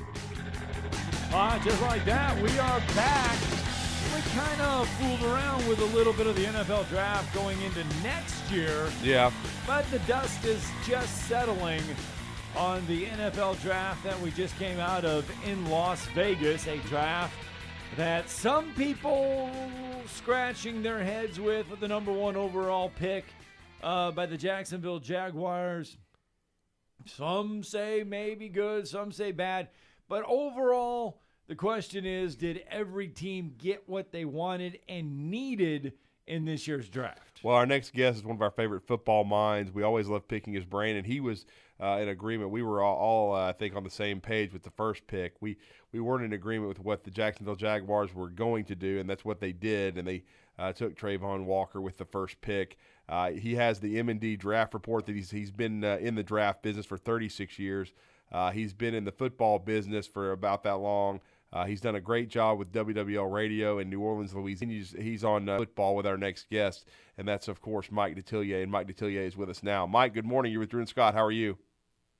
I'm fine, guys. Thank you. Thank you, Mike. And just real quickly, your overview of the draft. I know we were on the same page with what the Jacksonville Jaguars ended up potentially doing, and they did it. They followed through with Trayvon Walker. I still don't really understand it because I know that was a great defense, 5 first-round picks, but he was probably productivity-wise the 5th best guy on that defense, 5th or 6th, and yet because, of course, Nakobe Dean was probably the best player, and yet he goes number 1 overall. Got a track record. Yeah. And that's why you go to the racetrack and you get a farm. And that's what Trimble, he's picked athlete and potential over production. And so for me, once I saw what Trayvon did at the Combine, I sort of pieced it together that he was going to get a long look by Balky, only because that had been what he had done in the past. And I think he thinks what surprised me more than anything is that he did not give as much consideration to offensive line. Mm-hmm. I've got a lot invested in Trevor Lawrence, and now I'm going to get him banged around again. You lose your starting center he retired. And, man, it just sort of baffles me that if you're going to put that much investment in your star quarterback, you better damn well protect him. Well, they didn't. Not only did they not protect him with their first pick, Jacksonville went heavy defensively through their first 4 or 5 picks. Yeah, I mean, that's just the way, you look at what he did in San Francisco. He did some similar things there, is that he always is leaning much more toward the defensive side, the ball. You could tell last year, because of what they did, that was more Urban Meyer getting involved in some of those selections early. But, it's, again, he's got that track record of doing it, and, man, he knows how to smooch real good, the owners. That's why he's had the jobs he's had, to be honest with you. His track record of picking players have been hit and miss, but, man, he somehow, some way, he convinces the bosses that he knows what he's doing.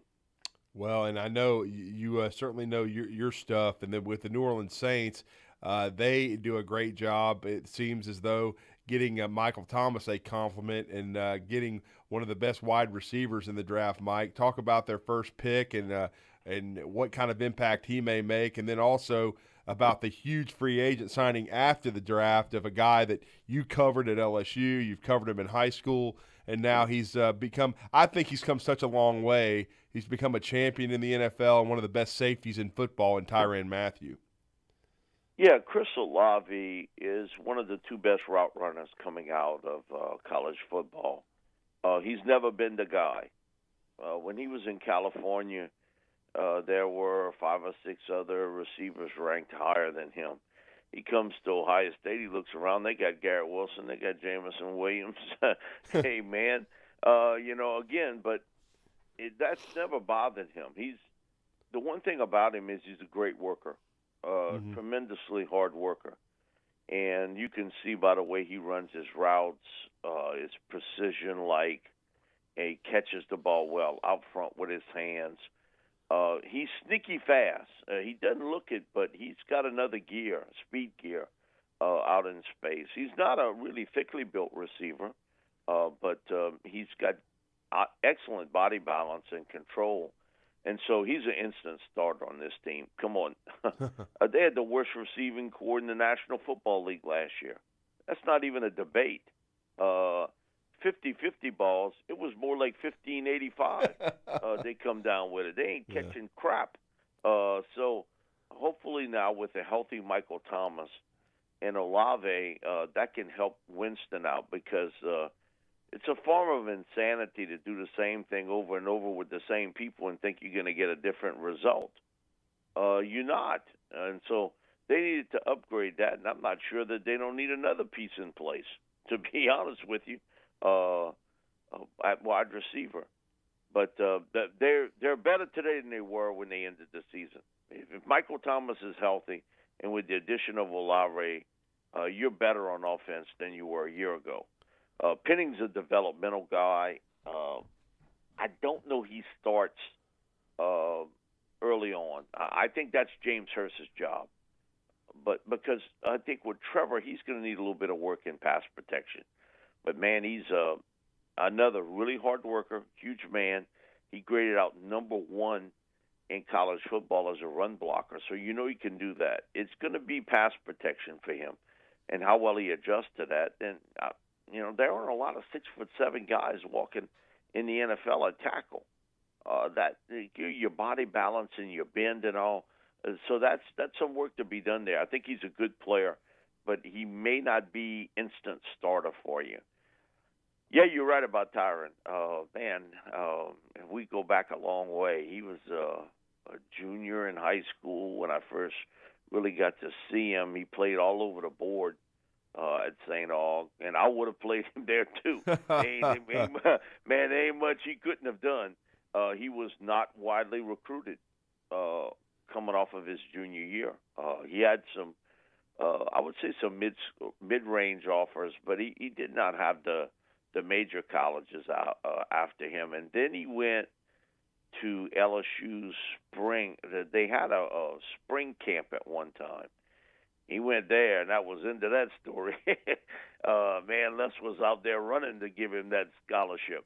He was the best player on the field, and he was the best player on the field every time he hit the field.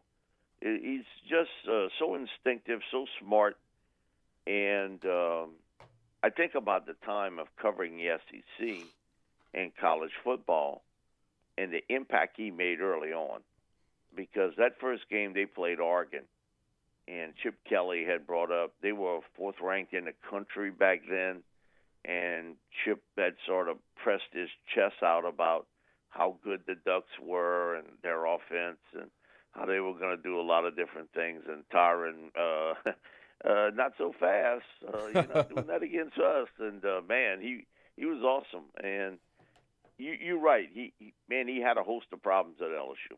He had a lot of them. And the demons were around him, so to speak. But he got his life back in check. And the best thing for him to do was to leave Louisiana. And he went work with Patrick Peterson and his dad out in Florida. And he got him away from some bad elements. And he matured a lot during that time frame. And he's been a model citizen since. A guy that's helped out this community so much, giving back with his time and his money to help not only LSU, but in the New Orleans area and in Kansas City. I did probably 3 shows in Kansas City. And normally when a player goes, there's some negativity toward him. You didn't hear that about Tyron. Man, how much they're going to miss him.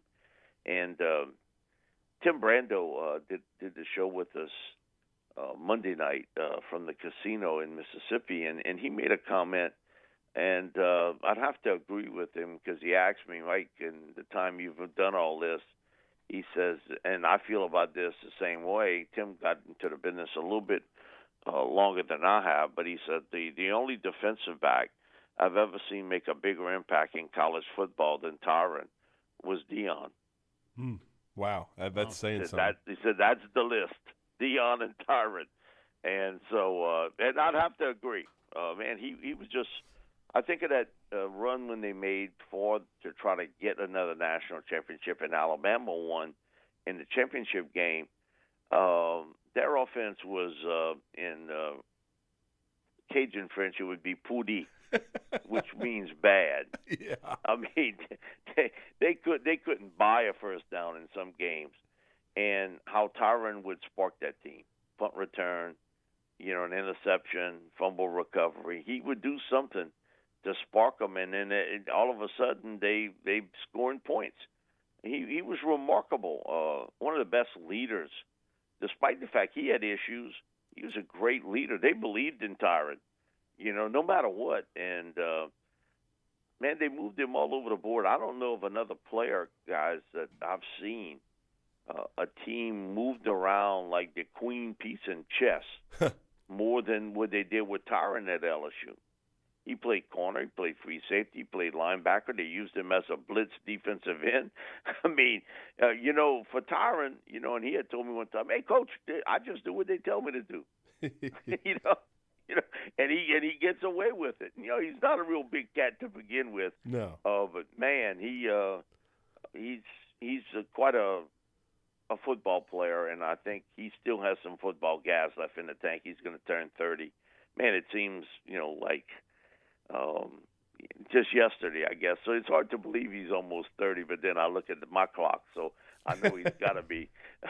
So I think he's a big help to the Saints defense, and, team him up with Marcus May, who they got, and they did lose both safeties this offseason with Malcolm retiring and Marcus signing that huge contract with the Ravens. So I think it's a really good addition to this Saints defense, and again, his ability to do so many things, his versatility, his leadership, but he's good and he makes everybody else look good. That's his greatest trait. Yeah. He looks good, but he makes everybody else look good too. Well, Mike, Tyron comes out of the SEC. Another banner year, though, for the SEC when it comes to the NFL draft. 65 picks in this year's NFL draft coming from the SEC. How shocking, right? Yeah, yeah. And I think about it, on a 6 and 7 LSU team, they get 10 players drafted. There you go. I think is what the hell happened. I haven't talked to Coach O about this over the last few days before I'm gonna give him the business about it. But again, it goes to show the amount of talent that's in this conference and how it has pulled away from everybody else. And I mean, it's like Secretariat, just pulling away from the pack of how good. And to think about the fact that Alabama over the last 5 years has had 21 first-round picks. So they're averaging 4 a year. And they only had 2. LSU's had 10. They're averaging 2. They only had 1. So, it was sort of a down early year for the Alabama and LSU's, who normally rack up all those numbers, and yet you still way ahead of everybody else. Now, Georgia picked up some of that slack now, so I got to give the Bulldogs a lot of credit. And that's why they picked up that national championship trophy. You win with talent. And, again, it's not getting that it's shortening the gap. It's actually widening it. You think about what's happening here in the SEC with the emergence of A&M, who I think will be a major power in college football, unless Jimbo screws it up. So I'm just messing with Jimbo. But, man, listen, he got some talent there. I mean, it's unbelievable what he's recruited the last couple of years. And, guys, I tell you, the other giant that could emerge is a little bit east of all of us, and that's South Carolina. Yeah. You can see what Beamer's doing there. That catches my eye of how competitive they played last year. And they were a good team, but they were competitive. And then they've went out and helped themselves in the transfer portal. They've recruited really well. And in that area, you just wonder a little bit what's happening at Clemson. Mm-hmm. You hear Dabo like screaming, "Come on, you got to get over it. That name, image, likeness is here forever. You better get over it real fast." And Beamer's done a really good job there. I think sort of flying under the radar, and they could be a really difficult out. Over the next few years. I don't know how long Beamer's going to stay there, but boy, you can see it that he's putting some major concrete down to build that house. Yeah, I don't think there's any doubt. And Mike, that's kind of piggybacks off my next question.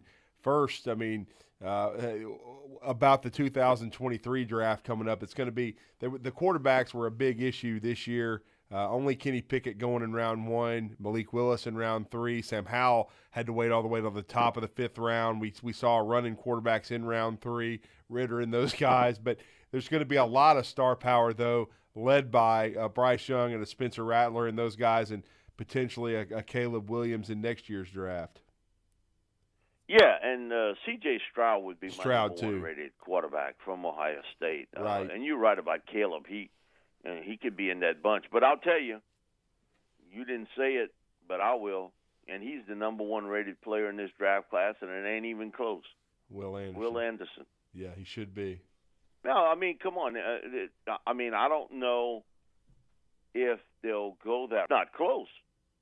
I mean, I want to say this had to be. It was before Hurricane Ida. I know that. Right. So maybe it was a week or two before. We had Bill Curry on with us, and Bill got to do it. Bill wants to do the shows early, and so we had him on in the 4 o'clock hour. And I hope you maybe to keep this tape because I hope I'm right. And he said, "I think I'm right," but Will Anderson may be the most dominant player defensively I've seen at Alabama since Derek Thomas. And Bobby and I looked at one another and was like, "Whoa, okay." Bill Curry's thing, I think the breakout player is Anderson this year. for Alabama, and he's special, really, really was. But he's turned into that, hadn't he? I mean, he's turned into just that good of a player, and he's got one more year. And I've never seen Nick pull a guy from a spring game because, Alabama's offense looked like they had run into a wall with Will Anderson out there on the field. And listen, I would have done it too. I mean, because it reminds me of some of the camps here. You always have a couple players, in these line camps, and, they go up against a 6-foot guy, a 5'11", who might be a good high school player, but he's never going to play in college football, and he's getting destroyed, by this 6'4" guy who's going to be a major, a 4- or 5-star recruit. Well, I can't have that. I got to pull that guy. I got to pull him and put him in another drill because he's taken away the spirit of that individual. So you see that with Will. He kind of can take away the spirit of your team. I know when LSU played Alabama, and I talked to Coach O about it, and I said, does he have a weakness? He said, yeah, he ain't a twin.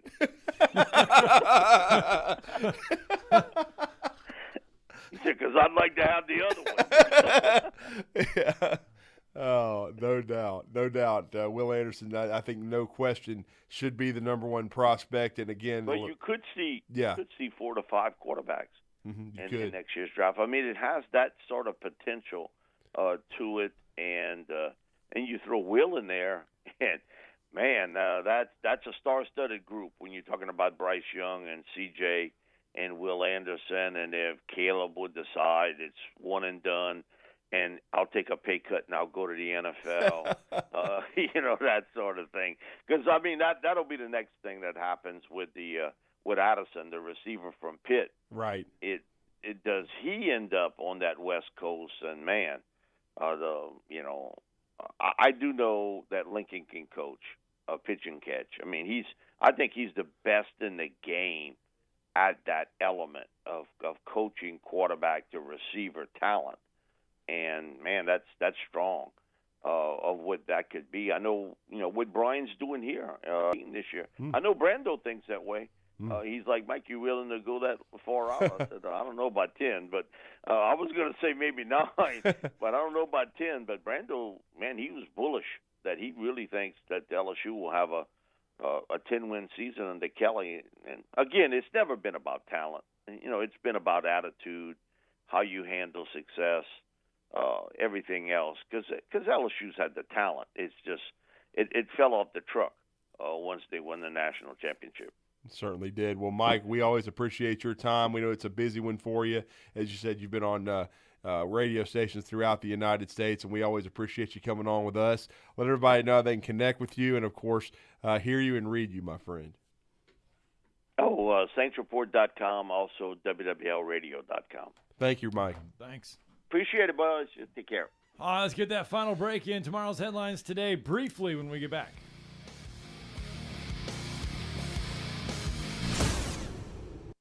You're listening to Talkin Ball on 97.7 ESPN, The Zone.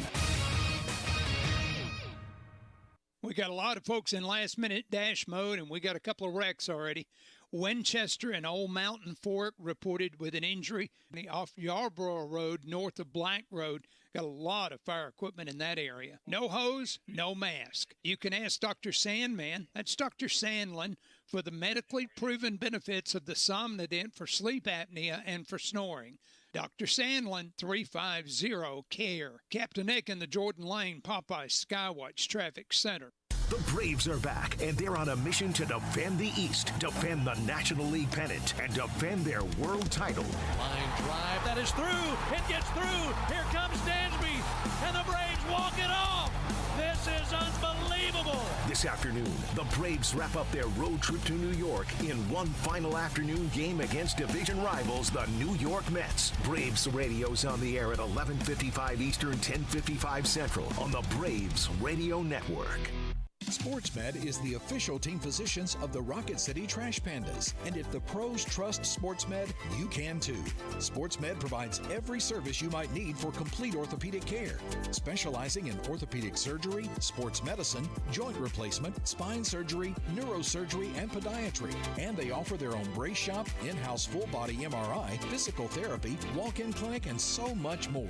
4 locations and on the web at sportsmedalabama.com. This is Wes Neighbors talking to Chris Haygood of Bob Wallace Appliance. Chris, what sets you apart from other appliance dealerships? Wes, these appliances are going into the most used room in your house, your kitchen. The way we have these appliances displayed, it's easy for you to visualize how they'll look in your home. Wes, what sets us apart is the people. They're well trained. In fact, they live and breathe these appliances.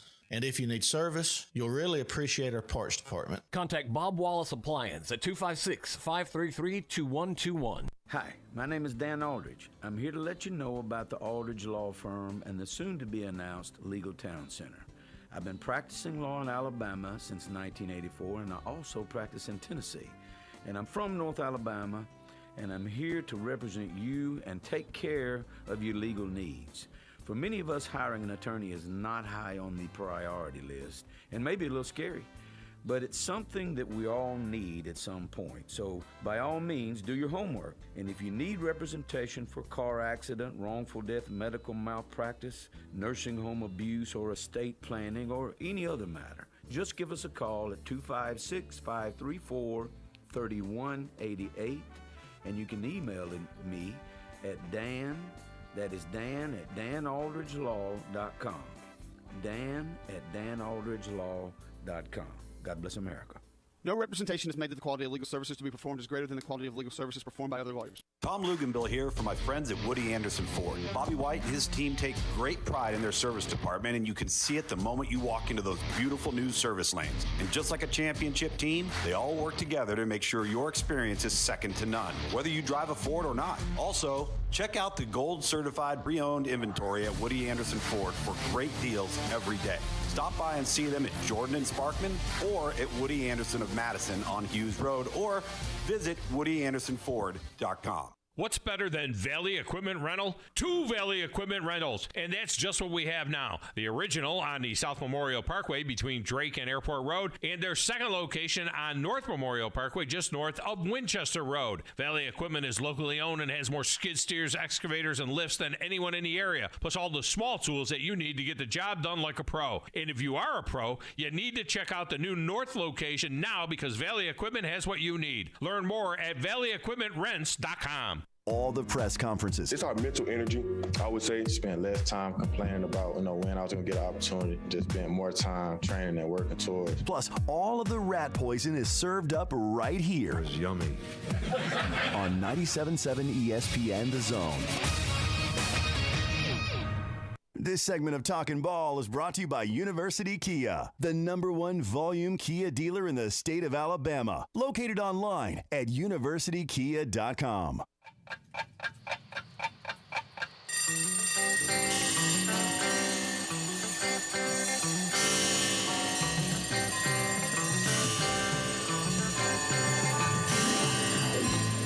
It's time for tomorrow's headlines today with Scott Tyson and Drew DeArmond on 97.7 ESPN The Zone.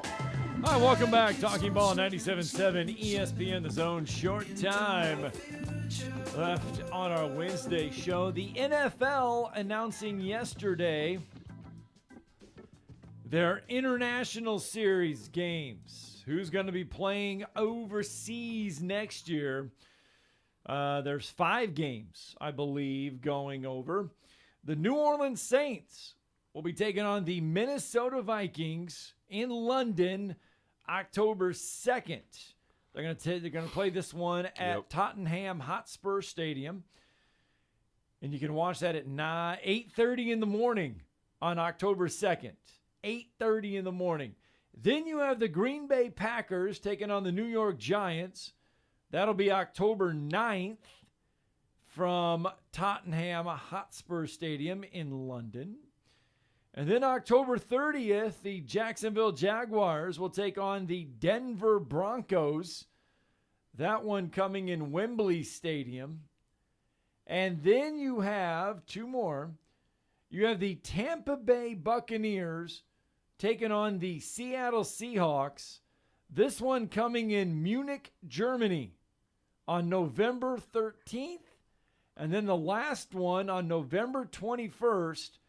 This one will be in Mexico City. The Arizona Cardinals will take on the San Francisco 49ers from Estadio Azteca.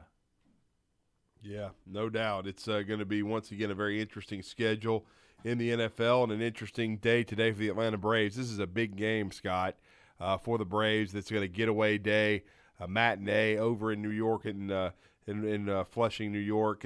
Wow, over there near Queens, because the Braves fall in the doubleheader yesterday, 5-4 and 3-0.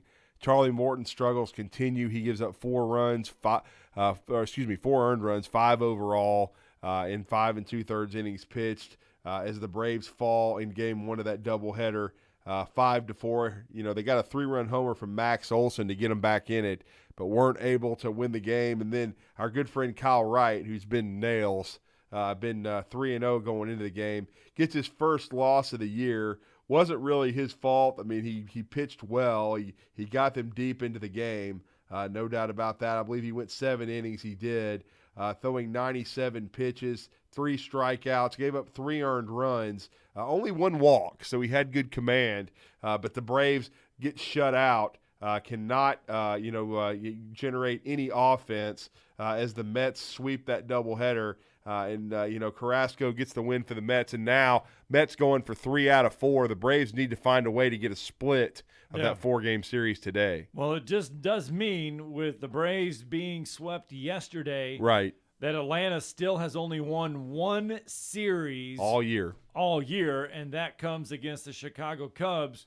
And that was 2 out of 3, I believe. Yeah, that was 2 out of 3. They have lost series against the Nationals. They have lost series against the Rangers.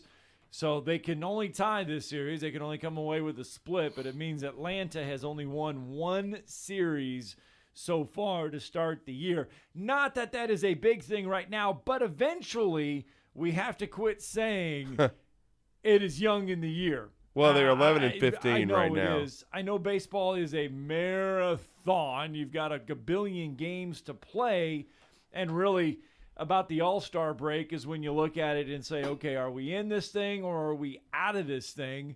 You're not out of it yet if you're the Atlanta Braves. There is a long ways to go.